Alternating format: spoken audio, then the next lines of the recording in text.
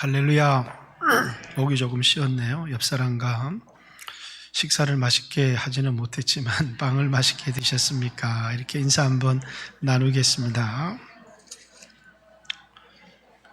여러분들에게 좀 더 좋은 것을 제공해 주지 못해서 죄송하고요. 그럼에도 불구하고 많은 분들이 오후 예배 남아서 이렇게 하나님의 말씀을 청종해 주시는 것에 대하여 너무나 감사하고, 광야에서 인생의 위기 가운데 가장 지혜로운 사람은 하나님의 말씀을 청종하는 사람입니다. 이사야서 55장에 너희는 나와 내 말을 청종하라, 그리하면 살리니라고 다윗에게 약속하신 확실한 은혜니라, 이렇게 말씀하고 있습니다. 제 설교 계획들이 올 한 해 이 코로나를 인해서 완전히 틀어져 버렸습니다. 원래는 올 한 해 요한일서를 4월쯤에 강의를 끝내고, 그리고 이제 야고보서도 강의하고 이렇게 주일 강의할 계획을 가지고 있었는데, 갑자기 코로나가 와서 디모데후서도 강의를 하다가 이제 오후 예배에 여러분에게 야고보서의 말씀을 같이 이렇게 나누게 되었고, 또 이제 이 디모데후서의 말씀을 나누면서 한 절의 말씀으로 12주간 여러분과 말씀을 나누면서, 원래 제가 25년을 이 강단에서 강해를 했습니다. 만 25년을 강해하고 이제 9월부터 만 26년째 강해를 시작하는데, 주제 설교만 한 게 아니라 성경을 쭉 강해하다 보니까 성경 66권을 강해를 다 했고, 또 어떤 책들은 여러 번 강해를 하고 있는 내용들도 있더라고요. 그래서 이제 수요일은 항상 구약을 강해했고, 또 주일은 이제 창세기를 강해한 적이 있지만 주로 이제 복음서, 신약을 강해해 왔는데, 이제 구약도 역사서부터 토라부터 예언서, 선지서, 시가서, 물론 시편은 강의하지 않았지만 이제 남은 게 요엘서, 학개, 스가랴, 말라기, 전도서, 이제 이 정도. 그것도 이미 강의는 다 한번 한 것들이지만, 이제 수요예배 강의를 끝내고 이제 주일과 수요일을 좀 바꿨으면 좋겠다라는 개인적인 생각을 좀 했습니다. 그래서 오후 예배를, 왜냐하면 수요일 날 오시는 분들은 정해져 있으니까 구약 강의를, 주일 예배를 듣기를 원하시는 분들이 듣지 못해서 주일 오후 예배는 구약으로 강의를 좀 대처해야 되겠다라는 생각을 했고, 그리고 이제 제가 이제 평생 죽을 때까지 성경을 제대로 한번 강의하고 죽는 사람은 저는 한 사람도 없다고 생각해요. 해보니까 그래요. 이게 한 절로 12번 강의를 해보고 나니까, 이제 강의를 한 장씩 또 여러 절씩 강의하는 것보다 단어 하나 가지고 성경을 깊이 있게 좀 강의를 하고 싶다라는 욕심이 갑자기 생겨. 나는 이게 이렇게 강의를 해도 참 재미있구나라는 생각을 해보게 돼서 그렇게 강의하고 싶은 욕심이 제 마음속에 들었는데, 그러다 보면 책 2권 강의하면 제 인생이 끝나겠구나, 그런 생각을 했습니다. 그래서 최소한 주일 낮 예배에 모세 오경은 한번 강의를 하고 세상을 떠나는 게 좋겠다, 그런 생각이 들어서 오후 예배 구약 강의하다가, 그리고 한번 여러분들에게 모세 오경은 주일 낮 예배 때 여러분들에게 꼭 한번 강의를 하고 싶고, 그리고 이 야고보서 강의는 오늘 이 시대에 우리에게 꼭 필요하다고 생각을 했는데, 그 이유는 뭐냐면 성도에게 찾아온 고난이죠. 다시 말해서 구약의 민수기 같고 또 민수기를 끝내며 결론을 내린 신명기 같고 출애굽기 같은, 왜 하나님께서 성도들에게 평안을 주시지 않고 이 땅에 수없는 고난과 또 광야 같은 삶을 우리들에게 허락하실까라는 그 광야 속에서 성도들이 어떤 지혜로운 삶을 살아서 이 세상을 이기는 그런 삶을 살아갈 수 있을까를 우리에게 가르쳐주는, 그래서 이 세상을 승리하는 지혜를 가르쳐주는 그런 책이 야고보서입니다. 그리고 이제 이 야고보서를 쓴 주의 형제 야고보입니다. 주의 제자 야고보가 아닌, 요한의 형제 야고보가 아닌 예수님의 형제 야고보가 쓴, 그러면서 12제자 속에 들어가지 못하지만 초대교회 당시에는 베드로보다 우월적 지위에 있었던 예루살렘 교회의 담임 목사였던, 뿐만 아니라 초대 기독교 회의 예루살렘 공의회 의장이었던 야고보가 흩어진 12지파 이스라엘 유대인들에게 쓴, 특별히 고난당하는 성도들에게 어떻게 이 고난을 이해하고 살아야 될지를 가르쳐주기 위하여 쓰여진 책이고, 특별히 이 사람의 별명은 이제 무명의 그리스도인이 쓴 낙타무릎이라고 하는, 여러분 책을 한번 읽어보신 적이 있습니까? 얼마나 기도를 했으면 이제 낙타무릎, 그 책은 누가 썼는지를 알지 못하지만 한국 기독교에서 가장 오랫동안 베스트셀러를 유지했던 책 중에 하나입니다. 얼마나 기도를 했으면 무릎이 낙타 무릎처럼. 근데 그냥 낙타 무릎이라고 하는 게 뭔지, 이 기독교의 여러 인물 중에서 낙타 무릎이라고 하는 별명을 얻었던 사람이 하나 있습니다. 그 사람이 주의 형제 야고보라고 하는 사람입니다. 오늘 우리가 이 세상을 살아가면서 끊임없이 교회와 성도를 위해서 기도의 삶을 살았던, 우리의 삶의 기도의 지도 본을 보였던 사람 야고보입니다. 그래서 기도에 대한 많은, 오늘 본문에도 너희가 지혜가 부족하거든 하나님께서 지혜를 달라고 구하라고, 그리고 두 마음을 품으면 기도의 응답을 받을 줄로 생각도 하지 말라고, 4장에는 너희가 얻지 못하면 구하지 아니하며 구하여도 얻지 못하면 정욕대로 쓰려고 잘못 구합니다. 5장 마지막 부분에는 이제 그의 그 나름대로의 영적인 스승, 멘토로 생각했던 구약의 엘리야가 우리와 성정이 같은 사람이로되 그가 기도하니까 하늘이 문을 닫기도 하고 또 그가 기도하니까 하늘 문을 열었다고 이야기를 하면서 고난 가운데 기도하고 찬송하고 해야 될 것들을 그 당시에 흩어져 있던 유대인들에게 권면했던 사람, 그 사람의 우리에게 주는 그런 말들은 오늘 여러분과 제가 이 세상을 살아가는데 우리에게 승리의 삶을 주기에 충분한 귀중한 교훈들을 담고 있는 책이 이 야고보서가 아닌가 하는 그런 생각을 합니다. 유대인들에게 주셨던 책을 우리가 읽어야 되느냐 그렇게 생각할지 모르지만 이것은 이제 그 당시에는 이제 교회였죠. 유대 교회. 그러나 오늘 참 유대인, 영적인 유대인은 오늘 교회입니다. 그래서 이것은 여러분과 저에게 주시는 하나님의 말씀이다라는 것입니다. 세상 사람들과 여러분은 인생의 목적이 좀 다릅니다. 그런데 어떤 사람들은 세상과 같은 목적을 가지고 살아가니까 이 말씀을 도무지 이해할 수 없는 사람들이 참 많이 있습니다. 내 형제들아, 너희가 여러 가지 시험을 당하거든. 인생을 살다가 광야를 만나고 인생의 어려움을 만나거든. 온전히 기쁘게 여기라 이렇게 얘기를 합니다.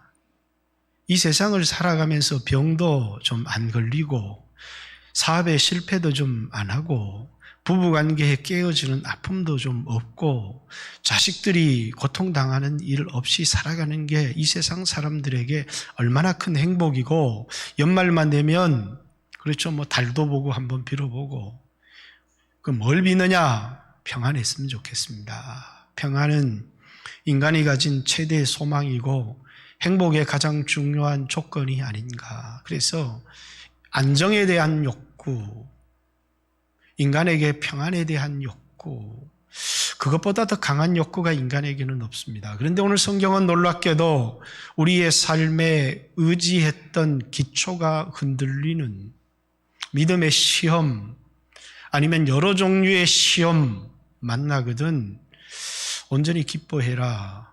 세상 사람들은 이런 일을 당하고 위로할 때 괜찮다, 한 발 더 도약하기 위한 한 걸음의 멈춤이지 않겠느냐, 이렇게 세상은 이해하고 위로할 수 있을지 모르지만, 세상은 우리에게 찾아온 질병이 찾아올 때, 우리에게 어떤 관계에 깨어지는 아픔과 사업의 실패가 우리에게 찾아올 때 그것을 이해하고 기뻐할 수 있는 그런 능력이 그들에게는 없습니다. 왜? 그들은 육신의 삶이 전부인데 이 땅에서 한 30년 광야의 길을 걸었다. 20대 초반 인생의 황금기에 어려운 문제를 만나서 그 문제를 허덕여서 벗어나고 나니까 50대 중반이더라. 그러면 얼마나 억울하겠어요. 내 평생 한 번도 제대로 살아보지 못하고 인생 전부를 환난과 고난과 여러 가지 시험 가운데 인생을 살았다. 그런데 성경은 그것이 우리의 인생이다라고 얘기합니다. 우리의 인생 전체는 광야와 같다. 그래서 찬송가에도 이 광야 같은 세상에 늘 방황할 때에 주 십자가의 그늘에 내 쉴 곳 찾았네 라는 찬송처럼 이 세상은 마치 광야 같다는 겁니다. 이 세상이 전부인 사람들에게 원하는 것은 육신의 안정과 평안입니다. 그런데 우리 그리스도인들은 그렇게 살도록 이 세상에 부름받지 않았습니다. 그래서 그리스도인들은 이 세상에서 어쩌면 믿지 않는 사람들보다 훨씬 더 많은 풍파와 고난과 위기들을 겪게 되는지 모르겠습니다. 이유는 온전이라고 하는 단어에 있습니다. 하나님께서 너희가 여러 가지 시험 당하거든 온전히, 여기서 이 온전히라는 것은 정말 충만하게 기쁘게 생각해라, 기뻐해라. 어떻게 시험을 당했는데 기뻐합니까? 왜냐하면 온전하고 구비하여 조금도 부족함이 없게 하는, 온전하고 구비해서 조금도 부족함이 없게 만드는 하나님의 구원의 역사가 이루어지기 때문입니다. 성경을 주신 목적, 모든 성경은 하나님의 감동으로 된 것으로 교훈과 책망과 바르게 함과 의로 교육하기에 유익하니 이는 하나님의 사람으로 온전케 하여, 그리고 하나님이 쓰임받기에 조금도 부족함이 없이 옛날 성경에는 구비하게 하려 함이라. 이렇게 오늘날 성경에는 우리 자신이 하나님 앞에 온전하여 조금도 부족함이 없게 하려 함이라, 이런 말씀이 나와 있는데, 하나님은 우리를 향해서 어떤 계획을 가지고 있느냐면 온전이라고 하는 계획을 가지고 있습니다. 온전.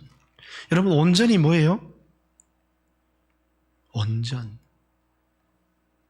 어떤 성경에는 완전 이런 표현을 쓰기도 합니다. 그것은 그리스도의 장성한 분량을 의미하는 것입니다. 그리스도의 형상을 닮은 온전한 사람.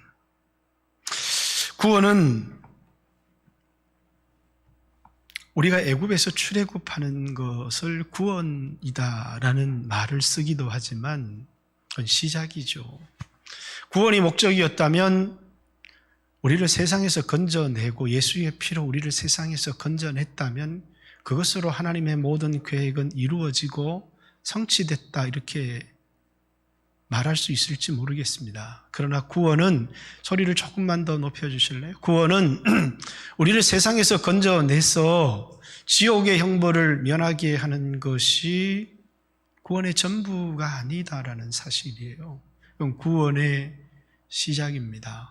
멸망할 장망성 세상 애굽에서 건져내셨고, 그리고 40년 인생길을 걸어가게 하는 겁니다. 광야길, 시험의 길, 고난의 길, 고통과 아픔의 길들을 여러분과 저로 걷게 하신다는 거예요. 이유가 있어요.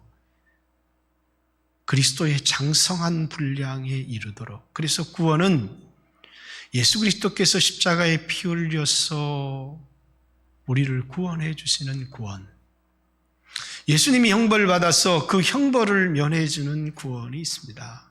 그리고 광야길을 걸으면서 내가 온전해지는, 그리스도의 형상을 닮아가는, 그걸 성화라고 합니다. 예수님이 다시 오실 때 우리와 그리스도의 형상으로 화하여지는 영화라고 하는 구원이 있습니다. 성경은 이 모든 것을 합하여 구원 이렇게 표현을 하고 있죠. 그래서 이제 너 구원 받았느냐 이렇게 물어볼 때 예수 피 믿어서 세상에 속했던 내가 하나님의 자녀가 되었고 하나님의 소속이 되었느냐, 그러면 그것으로 끝났다고 생각을 하는 사람들이 많이 있다는 것입니다. 나 구원 받았으니까.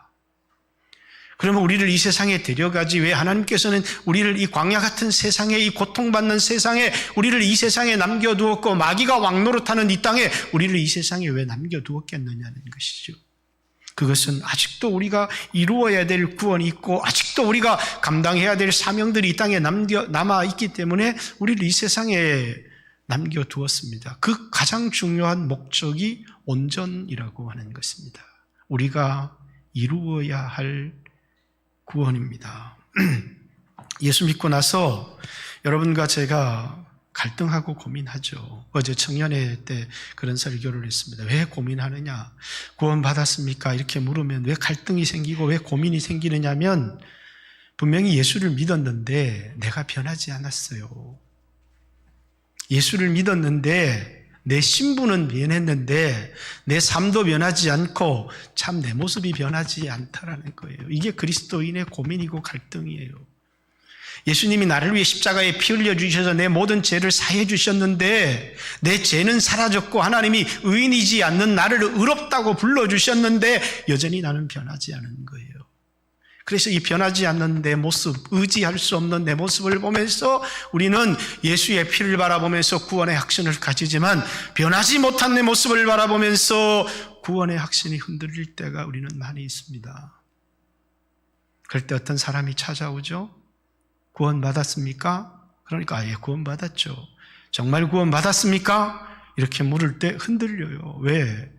십자가만 바라보면 구원의 확신이 생기는데 내 자신을 바라보면 구원의 확신이 흔들리기 시작하기 때문이죠. 그런 고민을 뚫고 세상에 세워진 교단이 구원파입니다. 그죠? 그래서 구원파는 항상 구원의 확신이 있습니까? 라는 질문과 더불어 거듭남과 제사함의 비밀이라고 하는 놀라운 비밀들, 그들은 이 그리스도인들이 마땅히 해야 될 고민, 당해야 될 고통, 예수를 믿어서 의롭게 됐고 구원을 얻었음에도 불구하고 변하지 않는 내 모습 때문에 시름하고 고통당해야 될 그것에서 우리를 해방시켜 주는 것이죠. 걱정하지 말라고, 구원받았다고. 그러면서 항상 거듭남과 제사함의 비밀을 가르치면서 우리로 하여금 뭐라고요? 성장해야 되고 성숙해야 되고 온전해야 되는 그 구원에 대하여 우리를 자유롭게 만들어줘 버리는. 그래서 그들은 예수의 십자가의 구원이 끝이라고 생각합니다. 그러나 우리는 예수의 십자가의 구원을 시작이라고 생각합니다. 그래서 그들은 더 이상 회개할 것이 없다고 말합니다. 그러나 우리는 예수를 믿었지만 날마다 끊임없이 회개하며 그것은 주님을 닮아가려고 하는 것이죠. 출애굽해서 애굽에서 나왔지만 광야길을 걷게 하신 중요한 이유입니다. 아니, 말씀만 들으면 되죠. 출애굽의 비밀만 깨달으면 되잖아요. 예수님의 십자가의 은혜만 깨달으면 그것으로 충분한 것 아닌가요? 그렇습니다. 그렇지만 하나님은 그것에서 우리 인생을 끝내고 있지 않다는 사실이에요. 왜? 하나님의 목적은 우리를 세상에서 건져내는 데서 끝나는 것이 아니라 하나님의 형상을 담는, 로마서 8장 30절에 미리 아신 자들, 미리 정하시고 정하신 이들을 하나님이 부르실 때 그 아들의 형상을 본받기 위하여 부르시고, 부르신 이들을 의롭다 하시고 의롭다 하신 이를 영화롭게 하셨기 때문이라는 거예요. 그래서 우리를 향해서 가지신 하나님의 목적은 뭐예요? 온전이에요. 그런데 온전은 말씀 하나로 되지 않는다는 거예요. 우리가 온전해지는 데는 뭐라고요? 말씀 하나로 되어지지 않아요. 아니, 말씀이면 충분하다고 배웠는데요. 그렇죠. 말씀이면 충분합니다. 그런데 그 말씀을 받는 우리의 마음의 태도가 굉장히 중요한 거예요. 그 말씀을 받는 우리의 태도를 결정하는 게 광야라고 하는 고난이고 환경이라는 것입니다. 그래서 하나님은 우리를 뭡니까? 광야길을 걷게 하세요. 광야를 걷지 않는 사람들은 말씀 앞에 교만합니다. 그러나 광야에 들어서게 되면 들리지 않던 말씀이 들려오기 시작하고 깨달아지기 시작하고, 광야를 만나보셨습니까? 바쁜 사람은 광야를 만난 적이 없는 사람이에요. 광야는 일하고 싶어도 일할 수 없고, 사람을 만나고 싶어도 만날 사람도 없고, 내가 할 수 있는 것은 성경을 읽는 일과 하나님을 생각하는 일과 내 고난 앞에 비참하게 서 있는 내 모습을 보게 될 때를 광야라고 하는 것입니다. 그때 우리는 하나님의 말씀이 우리에게 새롭게 다가오기 시작하고, 우리의 마음에 그 하나님의 말씀이 살아있는 음성으로 들려오기 시작합니다. 여러분, 병이 걸려서 병원에 있는데 목사님도 좀 자주 찾아와서 기도해 주시고 성도들도 번갈아 와서 좀 만나주고 웃어주고 농담도 해주고 얼마나 좋습니까? 그러나 광야를 만나면 아무도 찾아오지 않습니다. 그토록 힘이 있고 자리가 있고 할 때 수없는 사람들이 찾아오지만, 광야를 만나면 나는 잊혀진 존재가 되고 아무도 나를 기억하지 않고 나의 존재를 망각해버리는 것 같고 대단히 섭섭하고 시험이 들고, 그것은 하나님이 우리로 하여금 만나게 하는 광야입니다. 왜? 내가 하나님을 찾는 것 외에, 말씀을 묵상하는 것 외에 아무것도 할 수 없도록, 그것이 우리에게 찾아오는 여러 가지 시험이고 여러 가지 환난이고 여러 가지 어려움이고, 그런데 이것이 뭐라고요? 우리로 온전하여 조금도 부족함이 없는 사람으로 만들어 가도록 하나님께서 우리를 연단해 가시는 중요한 방법이다, 이렇게 우리에게 말하는 것이죠. 만약에 이 땅의 삶이 전부라고 한다면, 우리가 들어갈 천국이었고 우리가 들어갈 가나안이었고 우리가 영원히 영으로 살아갈 영원한 몸이 우리에게 없다면, 우리에게 찾아온 이 시험과 우리에게 찾아온 이 환난은 우리에게 결코 기쁨이 될 수가 없고 축복이 될 수가 없죠.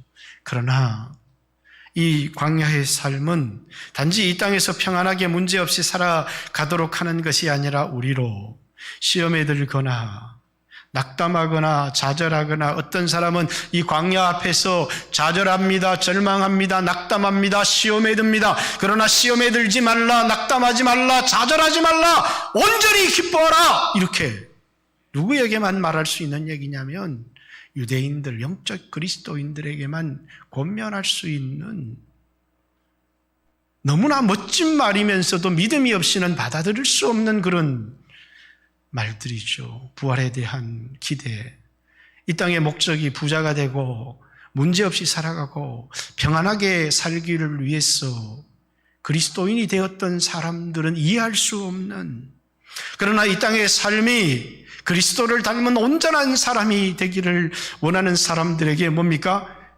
광야가 오죠. 그렇게 고스톱을 끊고 싶었는데, 그렇게 술을 끊고 싶었는데, 그렇게 오락을 끊고 싶었는데, 광야가 오면 너무나 쉬워요. 끊어지지 않던 나쁜 버릇들이 끊어지고, 고쳐지지 않던 습관들이 고쳐지죠. 내 힘으로 할 수 없던 일들이 너무나 쉽게 악습들이 내 삶에서 내 몸에서 끊어져 나가는 것들을 경험해요. 왜? 광야, 가난한 마음. 그 가난한 마음이요, 그토록 하려고 해도 되지 않던 그 가난한 마음이 나의 삶을 단순하게 만들고 깨끗하게 만들어버려요. 그토록 그렇게 집착했던 것, 포기하지 못했던 것, 광야가 오면요, 좋은 차 관심 없어요. 걸어다니는 이것 하나, 내 아들, 내 아내의 손을 잡고 운동장 한 바퀴를 걸을 수 있다는 것이 얼마나 행복하고 얼마나 감격스러운지, 그게 뭐예요? 광야예요. 자족하지 못하던 사람들에게 자족과 기쁨을 가져다 주는 가난한 마음, 그게 광야입니다. 하나님은 우리에게 이것이 필요하고 이것이 우리로 하여금 그리스도를 닮은 사람이 되게 하는 것이죠. 마태복음 13장에 똑같은 말씀이 떨어져요. 광야를 만난 사람 마음밭에 떨어진, 물론 그 광야에서 은혜를 받는 사람이죠. 옥토 같은 마음이에요. 너무너무 세상에 연락을 즐기고 세상에 빠진 사람 그 마음밭에 하나님 말씀이 떨어졌어요. 그 마음은 가시밭이죠. 세상이 즐기는 것도 많고 분주한 것도 많아요. 그 사람 마음밭에 말씀이 떨어졌어요. 말씀이 도무지 귀에는 들려와도 마음에 남지 않아요. 길밭이죠. 여러분, 말씀이 들려와도 모든 사람에게 똑같은 경중을 가지고 들려오는 것은 절대로 아닙니다. 어떤 사람에게는 절박하게 붙들어야 될 그런 내 영혼의 양식으로 들려지기도 하고, 어떤 사람에게는 그냥 스쳐 지나가는 하나의 소리일 뿐이죠. 그 말씀이 내 귀에 들려오고 내 머릿속에 남고 그것이 묵상이 되어서 내 마음에 새겨지고 그것이 힘이 되어 살아갈 때, 그때 그 말씀은 열매를 맺기 시작하는 것이죠. 왜? 여러 가지 시험을 만나거든 너희가 온전히 기뻐하고 즐거워하라. 그 시험이 인내가 너희를 온전하게 만들어준다. 이렇게 우리에게 말하고 있습니다. 여러분이 원하든 여러분이 원하지 않던 여러분의 인생에는 수없는 시험이 있습니다. 부자이든 가난한 사람이거든 나는 부자니까 내 자식은 시험이 오지 않을 거다. 자식의 인생에 시험이 오고 어려움이 오면 부모가 얼마나 힘이 들고 마음이 얼마나 무겁고 얼마나 고통스럽고 아픈지 우리는 알 수 없어요. 그러나 우리는 그것이 내 자녀에게 필요하다는 사실을 인정해야 합니다. 그리고 오직 하나님 내 자녀에게 은혜를 주셔서 내 자녀가 이 어려움 속에서 하나님을 만날 수 있도록 해주십시오. 이 어려움을 통해서 환경이 바뀌는 것이 아니라 그 심령이, 부모가 바꾸지 못했던 그 마음이, 그리고 세상에 어떤 것도 끊지 못했던 그 안에 있는 죄악된 습관들이 끊어지게 해주세요 라는 기도가 우리에겐 절박하게 필요하죠. 이 여러 가지 시험이 우리에게 만들어내는 유익이다 라는 사실입니다. 여러분의 인생에 어려움들이 찾아옵니다. 사람들마다 다양한 반응들을 보이기 시작하죠. 근데 뭐라고 얘기합니까? 여러 가지 시험이 찾아오거든 지혜를 구해라 이렇게 얘기합니다. 너희 중에 누구든지 지혜가 부족하거든 모든 사람에게 호의 주시고 꾸짖지 아니하시는 하나님께 구하라. 그리하면 주시리라. 지혜. 뭘까요? 세상 사람들보다 좋은 머리, 알지 못하는 새로운 길, 이런 것을 말하는 것이 아닙니다. 지혜는 하나님의 뜻을 깨닫는 것입니다. 왜 나에게 이런 고난이 찾아왔을까?